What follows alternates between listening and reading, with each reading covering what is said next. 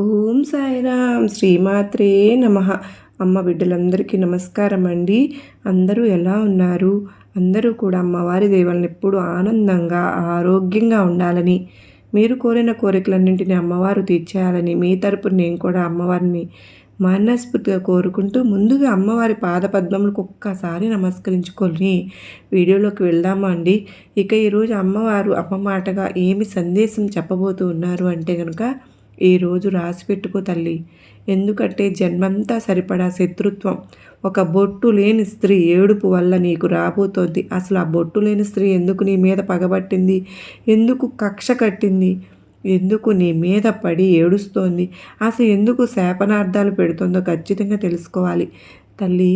బిడ్డ, మరి ఇంత ఘోరంగా నచ్చి అని నువ్వే అంటావు. ఎందుకంటే ఒక భర్త లేని స్త్రీ, ఒక బొట్టు లేని స్త్రీ, ఒక నీడ లేని స్త్రీ అంటే అందరికీ సానుభూతి ఉంటుంది, దయ ఉంటుంది, జాలి ఉంటుంది, కరుణ ఉంటుంది. కానీ నీ తల్లి ఇలా అంటున్నాను అంటే ఆ మాటల వెనుక ఎంత అర్థం దాగి ఉందో, ఎంత నీకు కూడా అర్థం దాగి ఉందో నిగూఢంగా నువ్వు అర్థం చేసుకోవాలి తల్లి. పొరపాటు లేకుండా నీ తల్లి ఒక్క మాట కూడా పొరపాటున ఎవరి గురించి తప్పుగా మాట్లాడను. నీ తల్లి ఈరోజు ఇలాంటి నీకు ఒక హెచ్చరిక చేస్తున్నాను అంటే నువ్వు జాగ్రత్త పడాలి, మరి మేలుకోవాలి. అందుకనే మరీ చెబుతూ ఉన్నాను. ఎందుకని అంటే తల్లి, ఇక్కడ నీ జీవిత గమనంలో ఎదురయ్యే అతి పెద్ద భయంకరమైన శత్రుత్వాలు, మానసిక సంఘర్షణలు మరియు ఆత్మీయుల రూపంలో ఉండే శత్రువుల గురించి ఈరోజు నేను నీకు చెప్పబోతున్నా. అది కూడా అత్యంత లోతుగా చెప్పబోతున్నాను. సాధారణంగా భూమి లాంటి ఓర్పు కలిగిన వ్యక్తివి నువ్వు. కానీ జన్మంతా సరిపడా శత్రుత్వం అనేది విధిగా మారబోతోంది నీకు. ఇది ఈరోజు మొదలైంది కాదమ్మా. నీ గత జన్మల కర్మఫలమో లేదా నీ అమాయకత్వమో కానీ ఎప్పటి నుంచో ఈ పరిస్థితి నెలకొంది. ముఖ్యంగా ఒక విచిత్రమైన అత్యంత కఠినమైన మనస్తత్వం కలిగిన స్త్రీ వల్ల నీ జీవితంలో అశాంతి నెలకొంటుంది. ఒక కిలాడి మనస్తత్వం ఉన్న స్త్రీ, అందులోనూ సమాజం దృష్టిలో సానుభూతి పొందాలని చూసే ఒక బొట్టు లేని ఒక స్త్రీ, అంటే భర్త లేకుండా ఒక విధవ ఏడుపు నీ ఇంటి మీద పడితే ఎంత ఘోరంగా ఉంటుందో అనుభవపూర్వకంగా నువ్వు తెలుసుకుంటున్నావు. స్త్రీకి గౌరవం ఇవ్వడం ఎంతో అవసరం కూడా, అందులోనూ కష్టాల్లో ఉన్న స్త్రీని ఆదుకోవడం మానవత్వం. కానీ ఇక్కడ నేను మాట్లాడుతున్న వ్యక్తి యొక్క నీచమైన బుద్ధి గురించి, ఎదుటివారి ఎదుగుదలను చూసి ఓర్వలేక తాను అనుభవించలేని సుఖాలను ఇతరులు అనుభవిస్తూ ఉంటే చూసి తట్టుకోలేక ఏడ్చే ఏడుపు ఉంటుంది చూడు తల్లి, అది నల్లరాయిని కూడా పగలగొట్టేస్తుందమ్మా. సహజంగానే నువ్వు ఎంతోమంది చాలా నీ మెచ్చుకున్న వ్యక్తివి నువ్వు, మంచి మనసున్న మనిషివి నువ్వు. ఎవరైనా సరే ప్రేమగా పలకరించారా ఇంక అంతే, వారి కోసం నీ సర్వస్వాన్ని ధారపోసే రకం నువ్వు. కానీ ఇక్కడే ఒక చిక్కుందమ్మా. పైకి ప్రేమను ప్రదర్శించడం నీకు చేత కాదు, కానీ మనసు మాత్రం ఎన్నలాంటిది అయినా నీ మాట తీరు చాలా కఠినంగా ఉంటుంది. దీన్ని ఒక ఉదాహరణతో నువ్వు అర్థం చేసుకోవచ్చు. ఎవరైనా అన్నం తిన్నావా అని అడగడానికి రెండు పద్ధతులు ఉంటాయి కదా తల్లి. ఒకరు అమ్మా అన్నం తిన్నావా అని అనురాగంతో అడుగుతారు. కానీ నువ్వు మాత్రం ఏయ్ ఇంకా అన్నం తినలేదా ఏంటి, ఎంత టైం అయింది వచ్చి తిను, ఎందుకు తినలేదు అని కొంచెం గద్దించినట్లు గదమాయించినట్లు అడుగుతావు. అంటే లోపల మంచి ఉంటుంది, ప్రేమ ఉంటుంది. వాళ్ళు అన్నం తినలేదు, వాళ్ళు కష్టంలో ఉన్నారని బాధ ఉంటుంది. ఆ మాట మృదువుగా రాదు, కఠినంగా మాట్లాడడం అది నీ అలవాటు. అది దీనివల్ల అవతలి వారు ఇది నీకు అహంకారంగా కనిపిస్తుంది. వారు ఆ గద్దింపు వెనుక ఉన్నది అపారమైన శ్రద్ధ మరియు బాధ్యత అనే విషయం ఎంతమందికి అర్థం కాదు. అపార్థం చేసేసుకుంటారు. ఎంత కఠినంగా ఉన్నాయి వాళ్ళతో ఎందుకు మాట్లాడతారు వాళ్ళు నీతో, వాళ్ళకు అనిపిస్తూ ఉంటుంది. ఈ రెండో జాతికి చెందిన వ్యక్తి నువ్వు కావడం వల్ల చాలా చోట్ల అవమానాలను గురవుతూ ఉన్నావు. కఠినాత్ములు కాదు, కానీ చిన్నప్పటి నుంచి కూడా నువ్వు పెరిగిన పరిస్థితుల్లో నీ చుట్టూ ఉన్న పరిసరాలు నిన్ను అలా తయారు చేశాయి. చిన్న వయసులోనే పెద్దరికాన్ని ప్రదర్శించాల్సి రావడం, చిన్నతనం నుంచినే కుటుంబ బాధ్యతలను భుజాన వేసుకోవడం, ఆడవారైనా మగవారైనా సరే తమ బాల్యాన్ని తమ ఇష్టాలను పక్కన పెట్టి కుటుంబం కోసం కష్టపడటం మొదలుపెట్టేశావు. చదువుకోవాల్సిన వయసులో కూడా పార్ట్ టైం జాబ్ చేస్తూ లేదా చదువుకుని అర్ధాంతరంగా ఆపేసేసి కూడా కుటుంబ ఆర్థిక పరిస్థితిని చక్కగా దిద్దే ప్రయత్నం అయితే చేశావు. ఆ చక్కదిద్దే ప్రయత్నంలో కూడా ఇక్కడ బాధ్యత అంటే ఒకవేళ నువ్వు పనికి వెళ్ళాలని పని లేదు, నీ చదువుకు అర్ధాంతరంగా ఆపాలని పని లేదు. ఇంట్లో నీ అవసరాలు, నీ కుటుంబ అవసరాలు, నీ కుటుంబ కష్టాలు, ఇంట్లో గొడవలు, చికాకులు, చిరాకులు అన్నీ చూసి ఒక ఆరితేరిపోయిన ఒక పెద్ద మనిషిలాగా తయారైపోయావు. చిన్న గొడవలతో అంటే తండ్రి, అమ్మ, నాన్న మధ్య గొడవలు రావడం, చిన్న చిన్న చికాకులు, చిరాకులు, వాళ్ళ మధ్య అనుమానాలు ఉండడం, లేదా తండ్రి సరిగ్గా సంపాదించక తల్లి కూలికి వెళ్ళి రూ. 10, రూ. 100 తెస్తే దాని మీద మీరంతా బ్రతకడం, లేదా తండ్రి తాగుడుకు అలవాటు పడి ఉండటం, డబ్బు లేదని అయిన వాళ్ళు కానీ, వాళ్ళ చుట్టాలు కానీ ఒక పెళ్ళికి వెళ్ళిన చోట ఎక్కడో చోట అవమానాలు పడటం, ఇరుగు పొరుగు చిన్న చూపు చూడటం, ఇంట్లో ఒకరికొకరు అర్థం చేసుకో గొడవలు పడడం, అప్పులు వాళ్ళ మీదకి రావడం, ఇవన్నీ కూడా ఒక బాధ్యతలాగా చిన్నప్పటి నుంచి అర్థం చేసుకోవడం మొదలు పెట్టడం. అలా ఏంటంటే మనసు ఒక కఠినంగా మారిపోయింది. చిన్నప్పటి నుంచి కష్టాలు అన్నీ చూస్తూ వచ్చావు కనుకనే ఒకలాంటి ఒక బండలాగా మారిపోయింది మనసు. ఆర్థిక పరిస్థితిని చక్కదిద్దే ప్రయత్నం చేయాలని చూశావు, కొన్నిసార్లు చేశావు, కొన్నిసార్లు నీ వల్ల కాక ఏం చేయాలో దిక్కుతోచక స్థితిలో కూడా అలా ఉండిపోయావు. అయితే నీ తల్లికి తండ్రికి మాత్రం ఆసరాగా నిలబడడానికి ఎంతగానో ప్రయత్నించి రూ. 1 సంపాదించి ఇవ్వాలని తప్పించిపోయావు. కానీ విచారకరమైన విషయం ఏంటో తెలుసా? తల్లి ఇంత త్యాగం చేస్తున్నా కూడా తల్లిదండ్రులు నీ పట్ల ఇంతగా ప్రేమ కనపరచరు. వాళ్ళ బాధలు వాళ్ళకున్నాయి. బాధలు అర్థం చేసుకునే స్థితిలో వాళ్ళు లేరు. తల్లిదండ్రులకు నీ మీద ప్రేమ లేదని చెప్పడం లేదు, కానీ తల్లి అపారమైన ప్రేమ ఉంటుంది. ఆలోచన విధానం ఎలా ఉంటుంది అంటే, నువ్వు సంపాదిస్తున్నావు కదా, అవసరాలు తీరుస్తున్నావు కదా, ఒక బిడ్డగా తన కర్తవ్యం తను చేసుకుంటున్నాళ్లే అని ఒక అలవాటుగా మార్చేసుకున్నారు. తల్లి పడుతున్నటువంటి మానసిక వేదన లేదా మీ వ్యక్తిగత అవసరాలు నిర్లక్ష్యం చేస్తారు. ఒక గీత గీసుకుని దాని లోపలే పిల్లల్ని ఉంచేస్తారు. అంటే తప్ప గీత దాటి పిల్లల దగ్గరికి వచ్చి నిన్ను కౌగిలించుకుని నువ్వు పడుతున్న కష్టం నాకు తెలుసురా అని చెప్పే మనస్తత్వం వారికి తక్కువగా ఉంది. అంటే అది ఎలా అంటే చదువుకోకపోవడం వల్ల కావచ్చు, అలా దగ్గరగా తీసుకోకపోవడం చేత కావచ్చు, ప్రేమ కొండంత ఉంటుంది, దాన్ని చూపించలేకపోవడం కావచ్చు. అంతేకాని మరీ వేరే కారణం అయితే ఏది లేదు. దీనివల్ల ఒక రకమైనటువంటి ఒంటరితనం నీలో ఏర్పడింది. మొండి పట్టుదల అనేది ఏర్పడింది. వచ్చినా నీకు ఎదుర్కొనే అంత ఒక ధీమా కూడా నీకు వచ్చేసింది. అయితే సమాజం నుంచి, జీవితం నుంచి నువ్వు ఎన్నో గుణపాఠాలు నేర్చుకున్నావు తల్లి. మనుషుల నిజస్వరూపాలను నువ్వు ఎంతగా త్వరగా పసిగట్టగలవు. ఆరిపోయావు దాంట్లో. పరిస్థితులను చూసుకోవడం కానీ తెలిసినా కూడా మౌనంగా భరించావు. అన్నీ నువ్వు ఒక కొవ్వొత్తిలాగా కరిగిపోయి నిన్ను నువ్వు కరిగించుకుంటూ ఇతరులకు వెలుగునిచ్చావు. కుటుంబం కోసం రేయింబవళ్ళు కష్టపడతావు, కానీ ఆ విషయాన్ని ఎప్పుడు పైకి చెప్పుకోలేకపోయావు. కష్టము అని చెప్పవు. నీ జీవితంలో అనుభవించవలసినటువంటి సుఖాలను వదులుకొని నీ వాళ్ళు బాగుండాలని కోరుకుంటావు, కానీ దురదృష్టవశాత్తు కూడా నువ్వు ఎంతో చేసినా ఎదుటివారు మాత్రం నీ మీద పడి ఏడుస్తూనే ఉంటారు. నువ్వు ఒక కొత్త కారు కొనుక్కున్నా, ఏదైనా కొత్తగా వస్తువు కొనుక్కున్నా, ఇంట్లో శుభకార్యం చేసుకున్నా, నువ్వు ఒక పట్టు చీర కొనుక్కున్నా, లేదంటే ఇంటికి కొనాల్సిన మగవారైతే ఏదైనా ఒక వస్తువు కొన్నా పక్కన వారు కుళ్ళుకుంటారు. ఈ ఏడుపులు బయట వారి కంటే నీ ఇంట్లోని వారు, నీ రక్త సంబంధికుల నుంచే ఎక్కువగా వస్తూ ఉన్నాయి. ముఖ్యంగా ఇక్కడ నేను చెప్పిన ఆ స్త్రీ మాత్రం గురించి ఆలోచిస్తే బిడ్డ, ఆ వ్యక్తి నీ కుటుంబ సభ్యులకు అత్యంత సన్నిహితురాలు. నీ జీవితంలో ఎదురయ్యే విచిత్రమైన పరిస్థితుల్లో కంటికి కనిపించినటువంటి శత్రుత్వాలు మరియు నీ మనస్తత్వంలోని లోటుపాట్లను వివరిస్తూ రూపొందించిన సమగ్రమైన ఒక కథ ఏదైతే ఇది. ఎందుకంటే సహజంగానే మొండి పట్టుదల కలిగిన నువ్వు హృదయం ఎంతో సున్నితమైనది. నువ్వు పడే కష్టాలు, నువ్వు అనుభవించే బాధలు ప్రపంచానికి సరిగ్గా అర్థం కావు. చాలా కాలంగా ఈ రకమైనటువంటి ఒక మానసిక వేదనను అనుభవిస్తూ ఉన్నావు నువ్వు. ముఖ్యంగా ఒక స్త్రీ రూపంలో నీకు జన్మంతా సరిపడ శత్రుత్వం అనేది ఎదురవుతుంది. ఆ స్త్రీ ఎవరో కాదు తల్లి, నీ ఇంటికి అత్యంత సన్నిహితంగా ఉండే వ్యక్తి, నీ రక్త సంబంధీకురాలు, లేదా నీ ఇంటి పేరు కలిగిన వ్యక్తి అయి ఉంటుంది. సమాజంలో ఏ స్త్రీకైనా గౌరవం ఇవ్వడం ధర్మమే, కానీ ఆ స్త్రీ ప్రవర్తన వల్ల, ఆమె పెట్టే కన్నీళ్ల వల్ల నీ పతనం, నువ్వు కావాలని కోరుకునే మనస్తత్వం ఉంది కనుక ఇక్కడ కఠినంగా మాట్లాడాల్సి వస్తోంది. బిడ్డ, సాధారణంగా ఒక స్త్రీకి భర్త లేనప్పుడు ఆమెను సమాజం గౌరవించాలి, అయిన వాళ్ళు ఆదుకోవాలి. కానీ ఆ పరిస్థితి అడ్డం పెట్టుకుని ఎదుటివారి ఎదుగుదలను చూసి ఏడ్చే గుణం ఆమెలో ఉంది. ఇటువంటి నరదిష్టి వల్ల ఎంత కష్టపడినా నీకు ఫలితం దక్కకుండా పోతుంది. నీ వ్యక్తిత్వం గురించి చెప్పాలా అంటే, నువ్వు ప్రేమకు దాసోహమయ్యే ఒక రకం. ఎవరికైనా కాస్త మంచితనం చూపిస్తే చాలు, వారి కోసం ప్రాణాలైనా ఇచ్చేస్తుంటావు. కానీ నీకు ఒక చిన్న లోపం ఉందమ్మా బిడా, అదేంటంటే నువ్వు ప్రేమను పైకి చూపించలేవు. నీ మాట తీరు కొంచెం కరుకుగా ఉంటుంది. కరిగించుకుంటూ కుటుంబాన్ని వెలుగునిస్తావు. కానీ నువ్వు చేసే త్యాగాన్ని ఎవరు గుర్తించరు.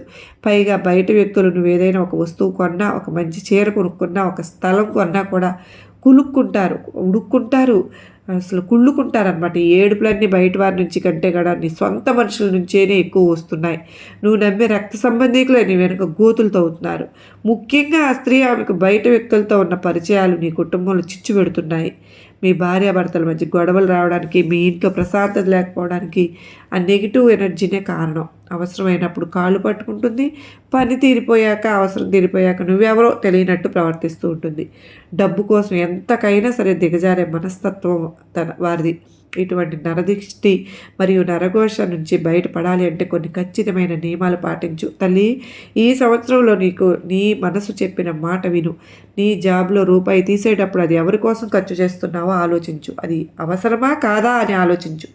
ప్రతి ఒక్కరిని అతిగా నమ్మి నీ ఇంటి గుట్టును బయట పెట్టకు. ఆధ్యాత్మికంగా కూడా కొన్ని మార్పులు చేసుకోవాలి బిడ్డ. వారానికి ఒక్కసారో నెలకో ఒక రెండు సార్లు అయినా సరే నీ దుర్గమ్మ గుడికి వెళ్ళి నీ దుర్గమ్మ సమక్షంలో కాసేపు గడుపు. అక్కడి నుంచి చక్కగా కుంకుమను తీసుకొచ్చుకొని కొంచెం నుదుటిని ధరించు. ఎలాంటి జనాలు ఏడుపులు, నరదృష్టి, నరఘోష ఏవి కూడా నీ దరిచేరవు. భార్యాభర్తల మధ్య గొడవలు కూడా ఈ మధ్య చీటికి మాటికి వస్తున్నాయి కదూ. గమనించుకో తల్లి. చిన్న ఏ కారణము ఉన్నా అకారణంగా చిన్న విషయానికి తగలబడుకుంటున్నారు, కొట్టుకుంటున్నారు, అవమానం చేసుకుంటున్నారు, అనుమానాలు పెంచుకుంటున్నారు. అపోహలకు పోయి అపార్థాలు చేసుకుని సంసారాన్ని నాశనం చేసేసుకుంటున్నారు. ఒక్కోసారి దాని మీద కూడా మనసు పెట్టు. ఎప్పుడైతే భార్య నీ భాగస్వామితో నువ్వు కలిసి వచ్చి నీ దుర్గమ్మ మందిరంలో ఒక్క 10 నిమిషాలు గడిపే వెళ్ళు, మనసు ఎంతగానో ప్రశాంతంగా మారిపోతుంది. జనాల ఏడుపుల వల్ల వచ్చినటువంటి నీ మీద తగిలినటువంటి ఆ నరదృష్టి, చెడు దృష్టి అనేది తొలగిపోతుంది. ఒక రక్షణ కవచం నీ చుట్టూ నేను ఏర్పరిచి పంపిస్తాను తల్లి. ఇంట్లో ఎప్పుడు గొడవలు ఉంటే ఇంట్లో ఉన్న వాళ్ళకి ప్రశాంతత అనేది ఉండదు. బిడ్డలకు ప్రశాంతత ఉండదు, ఇంట్లో పెద్దవాళ్ళకు ప్రశాంతత ఉండదు. మీ మధ్య అనురాగం తగ్గిపోతుంది, మీ మధ్య అనుమానాలు పెరిగిపోతున్నాయి, అపార్థాలు కూడా పెరిగిపోతున్నాయి, సంసారం విచ్ఛిన్నం అయిపోతుంది. ఇటువంటి వాళ్ళ కళ్ళు, ఇలాంటి వాళ్ళ ఏడుపులు పడటం వల్ల సంసారంలో చీలిక మొదలైపోతుంది. మొదటిగా బంధాల మధ్య చీలిక ఏర్పడుతుంది. జాగ్రత్త. బంధాలన్నీ బాగుంటేనే ఎన్ని కష్టాలనైనా కూడా నువ్వు ఎదుర్కోగలవు, తట్టుకోగలుగుతావు. బంధాల్లో బలం తగ్గిందో, బంధాల్లో బలహీన పడ్డాయో, ఇక చిన్న పరిస్థితి వచ్చినా సరే కానీ చిన్న భిన్నం చేసేస్తుంది ఆ కుటుంబాన్ని. మీ బంధాలు ఎంత బాగుంటాయో, ఎంత కష్టాలైనా సరే, ఎంత తుఫాన్ అయినా సరే, ఎంత సునామీ అయినా కూడా ఎదుర్కోగలుగుతారు. ఈ ఒక్క విషయం నువ్వు గుర్తుంచుకోవాలి తల్లి. అప్పుడప్పుడు నీ కుటుంబంతో ఒక్కసారి నీ దుర్గమ్మ సన్నిధిలో ఒక్క 10 నిమిషాలు గడిపి వెళ్ళు. ప్రశాంతంగా ఉంటుంది. మనసులో చికాకులు, చిరాకు, కోపం, ఆవేశాలు అన్నీ తగ్గిపోతాయి. ఒక ప్రేమను నింపి పంపిస్తాను నేను. కనుక అప్పుడప్పుడు అయినా సరే నీ దుర్గమ్మ గుడికి వచ్చి నీ దుర్గమ్మ ఎదురుగా ఒక్క 10 నిమిషాలు కూర్చుని వెళ్ళండి బిడ్డ. ముఖ్యంగా ఆవేశాన్ని, కోపాన్ని అదుపులో ఉంచుకోవాలి. కుటుంబంలో బంధాలతో మాట్లాడేటప్పుడు, బంధాలతో మెలిగేటప్పుడు కోపము, ఆవేశము, చిరాకు అవన్నీ కూడా చూపిస్తే బంధాలు అన్నవి బలహీనపడిపోతాయి. వాళ్ళ మనసులు బాధపడిపోతాయి. బయట ఎన్నో చికాకులు, చిరాకులు ఉండవచ్చు, కానీ ఇంటికి వచ్చేసరికి ఇంట్లో వాళ్ళ మీద నువ్వు రుద్దితే ఇంట్లో వాళ్ళు ఎవరి మీద చూపిస్తారు తల్లి? బయట ఏమన్నా బయట వదిలి కొమ్ము బయట వదిలేసి ఇంట్లోకి చిరునవ్వుతో రా. ప్రేమను తీసుకురా. వాళ్ళ కోసం మంచి ప్రేమను అనే కానుకను వాళ్ళ కోసం అందించు. ఎందుకంటే కోపాన్ని, ఆవేశాన్ని అదుపులో ఉంచుకోవడం ముఖ్యం కదా. నీ మంచి మనసును కోపం కప్పకుండా చూసుకో. బయటకు వెళ్ళేటప్పుడు కొంచెం నీ దుర్గమ్మ కుంకుమను నుదుటిని పెట్టుకుని వెళ్ళడానికైతే ప్రయత్నించు. దిష్టి తగలకుండా ఉంటుందమ్మా. అలాగే ప్రతి అమావాస్యకు నీ కుటుంబ సభ్యులు నీ ఇంటికి దిష్టి తీసుకోవడం అలవాటు చేసుకో. ఇలా చేయడం వల్ల నీ జీవితంలో ఉన్న అడ్డంకులన్నీ తొలగిపోతాయి. ఎంతో పూల పాన్పులాగా నీ జీవితం మారడం నువ్వే గమనిస్తావు బిడ్డ. ఈ దుర్గమ్మ నీకోసం ఎన్నో సందేశాలు నేను పంపిస్తూనే ఉన్నాను. అదృష్టం అనేది తలుపు తడుతుంది. నువ్వు పడే కష్టానికి తగిన ప్రతిఫలం లభించే రోజులు త్వరలోనే ఉన్నాయి బిడ్డ. ధైర్యంగా ముందుకు సాగు. రక్త సంబంధంతో పాటు నీ ఇంటి పేరును పంచుకున్న వ్యక్తి ఆమె భర్తను కోల్పోయిన బాధలో సానుభూతి పొందుతూనే తెర వెనుక కుట్రలు పన్నుతూ ఉంది. నీ మంచితనంతో ఆమె అవసరాలను తీరుస్తూ ఉంటే ఆమె మాత్రం నువ్వు సర్వనాశనం అయిపోవాలని కోరుకుంటోంది. డబ్బు కోసం ఎంతకైనా దిగజారిపోతోంది. అవసరానికి కాళ్ళు పట్టుకుంటోంది, అవసరం తిరుగుతుందో జుట్టు పట్టుకోవడం ఆమె వంతయింది. ఆ నైజం కూడా నీ సంపాదన అంతా ఆమె చేతిలో పోయాలని, నువ్వు ఆమెకు బానిసమ ఉండాలని ఆమె తపన. నీ ఎదుగుదల చూసి ఆమె పడే అసూయ వల్ల నీ ఇంట్లో తరచు గొడవలు జరుగుతూ ఉన్నాయి. భార్యాభర్తల మధ్య అకారణంగా మనస్పర్ధలు రావడం, పిల్లల ఆరోగ్యం క్షీణించడం, ఎంత సంపాదించినా చేతిలో చిల్లి గవ్వ మిగలకుండా పోవడం, వీటన్నింటికీ కారణం ఆ నరదృష్టే. ఆ నరదిష్ట అనేది నల్లరాయిని కూడా పగలగొడుతుంది. బిడ్డ, అందుకే ఈ విషయంలో నువ్వు జాగ్రత్తగా ఉండాలమ్మా, చాలా జాగ్రత్తగా ఉండాలి. ఈ 2026 సంవత్సరంలో, కొత్త సంవత్సరంలో నువ్వు అడుగుపెట్టావు, 4-5 నెలలు అయిపోయింది ఇప్పటి వరకు. ఈ 2వ నెల కూడా జరిగిపోతుంది కాబట్టి చేసిన త్యాగాలకు ఫలితం అనేది లభించలేదు. ఇప్పటి వరకు నీ కోసం నువ్వు జీవించడం మొదలుపెట్టు. నీ జేబులో రూపాయి తీసే ముందు 10 సార్లు ఆలోచించు. అనవసరమైనటువంటి ఖర్చు కాదు కదా ఇది, అవసరమైనటువంటి వ్యక్తులకే కదా నేను పెడుతున్నాను అని ఆలోచించు. అనవసరమైన వ్యక్తులకు, ముఖ్యంగా కృతజ్ఞత లేని బంధువులకు ధనాన్ని దారపోయవద్దు. అది నీ కష్టం. నిజంగా కష్టంలో ఉన్నారా వాళ్ళు? నిజంగా ఆపదలో ఉన్నారా? వాళ్ళకి నిజంగా డబ్బు అవసరం ఉందా? ఇంతేగాని అవసరానికి నిన్ను వాడుకుంటూ ఉంటే నువ్వు జాగ్రత్త పడాలిగా. మరి నీ చుట్టూ ఉన్న వారిలో ఎవరు నిజమైన వారు, ఎవరు ముసుగేసుకున్న శత్రువులు గుర్తించు. స్నేహితులకైనా సరే ఒక లిమిట్ అనేది ఉంటుందమ్మా. బిడ్డ, హద్దులో ఉంచు. అతిగా నమ్మి నీ ఇంటి గొట్టు బయట పెట్టవద్దు. నువ్వు ఆధ్యాత్మికంగా కూడా బలపడాలి. చెప్పాను కదా, అప్పుడప్పుడు అయినా సరే భగవంతుని ధ్యానం చేసుకో. నీ దుర్గమ్మను ధ్యానం చేసుకో, నీ దుర్గమ్మను స్మరించుకో. మనసులో ఉన్నటువంటి నెగిటివ్ ఆలోచనలన్నీ పోతాయి. కోపం, ఆవేశం అన్నీ తగ్గుతాయి. ఎదుటి వాళ్ళ ఏడుపులు నీ మీద పడకుండా పోతాయి. నీ జాగ్రత్తలు నువ్వు తీసుకున్నావు అంటే నిన్నెవరు కూడా ఏమీ చేయలేరు తల్లి. ఎందుకంటే నీ దుర్గమ్మ నీకు తోడుగా ఉన్నానుగా, నీ నీడగా ఉన్నానుగా, నీ రక్షణగా ఉన్నాను. ఇవన్నీ ఎందుకు చెప్తున్నాను అంటే నువ్వు కొంచెం జాగ్రత్తగా ఉండాలి అని. నీ కష్టాన్ని అనవసరంగా నువ్వు కృతజ్ఞత లేని మనుషులకు దారపోయినే వద్దు అని, ఎవరు ఎలాంటి వాళ్ళు తెలుసుకో అని చెప్పి మాత్రమే చెప్తున్నాను. తల్లి, జాగ్రత్తగా ఉండు. నీకు వచ్చిన నష్టం అయితే ఏమీ లేదు, కానీ నీ దుర్గమ్మ అన్నీ చూసుకుంటాను కానీ అంటూ అమ్మవారు నీకు నేను ఆశీర్వాదాలు ఇస్తున్నాను బిడ్డ అంటూ ఒక అత్యద్భుతమైనటువంటి సందేశం మనకు అందించారు కదండి. మరి ఈ సందేశంలో ఎంతో గొప్ప ఆంతర్యం ఉంది కదూ. మీకు నచ్చింది కదూ. నచ్చింది అనుకున్న ప్రతి ఒక్కరూ కూడా చిన్న వీడియోకి లైక్ అయితే ఇవ్వండి. నేను కూడా మీకు నచ్చిందనే భావిస్తూ ఉన్నాను. మరి మరలా మరో చక్కని అమ్మవారి సందేశంతో మరలా మీ ముందుంటానండి. అంతవరకు మీకు అమ్మవారి కృపా కరుణ కటాక్షములు నిండుగా మెండుగా ఉండాలి అని మనస్ఫూర్తిగా ఆ తల్లిని వేడుకుంటూ, మన కుటుంబ సభ్యులందరిపైన అమ్మవారి ఆశీస్సులు, అష్టైశ్వర్యాలను, ఆయురారోగ్యాలను ప్రసాదించాలని ఆ తల్లిని మరొక్కసారి వేడుకుంటూ, మనందరము కూడా అమ్మను పూజించుకుంటూ చక్కగా సుఖంగా ప్రతిరోజు అమ్మను తలుచుకుంటూ చక్కని సందేశాలు అమ్మవారు ఇస్తూ ఉన్నారు. అమ్మవారికి కృతజ్ఞతలు తెలియచేసుకోవాలి కదా. మరి అమ్మకి కృతజ్ఞతలు మనం ఏ విధంగా తెలియచేసుకుంటాం? మనం ఇచ్చే కామెంట్ ద్వారానో, లేదంటే మనం ఇచ్చే లైక్ ద్వారానో అమ్మను సంతృప్తిగా చక్కగా చూసుకొని అమ్మకు లైక్ ఇచ్చి సపోర్ట్ చేస్తారని, ఆ విధంగా నాకు కూడా మీ సపోర్ట్ అందిస్తారని నేను కూడా మనస్ఫూర్తిగా వేడుకుంటూ ఉన్నానండి. అమ్మవారి కృప ఉంటే ఇంకా మనకేం కావాలి? అమ్మ దయ ఉంటే అన్నీ ఉన్నట్లే అని మనందరం గుర్తుంచుకోవాలి. అమ్మ ప్రతిరోజు కూడా మన కోసమే ఇటువంటి, అంటే నిజంగా ఆ తల్లి ఆ చూపు, ఆ కరుణ అనేది ఎంతగా ఉంటుందంటే మనం ఎంతో దగ్గర అవ్వాలని, నా బిడ్డ ఎప్పుడు నా దగ్గరకు అమ్మా అంటూ వస్తారా అని ఆ తల్లి ఎదురు చూస్తూ ఉంటుంది. కానీ మనమే దూరంగా జరిగిపోతూ ఉన్నాము. అవి మన ఇంట్లో మనకు ఉన్నటువంటి సమస్యల వల్ల కావచ్చు, ఇంకోట దాని వల్ల వచ్చు, లేకపోతే ఎవరికైనా సరే అందరికీ ఇప్పుడు బిజీ లైఫ్లో అయిపోయినాయి. ప్రతి ఒక్కరు కూడా అలా రోడ్డు మీదే ఒక దండం పెట్టేసుకుని వెళ్ళిపోయే మనుషులు కూడా ఉన్నారు. లోపలికి వస్తే టైము అయిపోతుందని చెప్పి అసలు వేరే ఎటు వెళ్తుందో కూడా జీవితం అనేది అర్థం కాకొని ఒక సందిగ్ధంలో మనం అందరం ఉన్నాం. మరి అమ్మకు మనస్ఫూర్తిగా మనం అన్నిటికంటే ముఖ్యమైనది ఆ తల్లి కృపకు మనం పాత్రలు అవ్వడమే కదండి. ఇంకా కావాల్సింది ఏముంది? అమ్మను మనస్ఫూర్తిగా మీ అందరినీ అమ్మకు దగ్గర చేయాలనే నా తపన కూడా. ఆ తల్లి కృప మనందరిపైన ఉంటుందండి. మరి మరలా మరో చక్కని అమ్మవారి సందేశంతో కలుసుకుంటాను ఫ్రెండ్స్. అంతవరకు అందరికీ నమస్కారం అండి. ఓం సాయిరామ్. శ్రీమాత్రే నమః. సర్వే జనా సుఖినో భవంతు. లోకా సమస్తా సుఖినో భవంతు. ఆ శత్రువుని నువ్వు గుర్తుంచుకో, ఎవరో చెప్పాను కదా, అలాగే వాడిని ఏం చేయాలో కూడా చెప్పాను, నువ్వు ఎలా బ్రతకాలో చెప్పాను, ఎలా జీవించాలో చెప్పాను. నీ దుర్గమ్మ మాట మీద గౌరవం ఉంటే ఇవన్నీ పాటించావు అంటే నీ జీవితం అద్భుతంగా ఉంటుంది. తల్లి నీ దుర్గమ్మ ఆశీస్సులు ఎప్పుడు నీ పైన ఉంటాయమ్మా.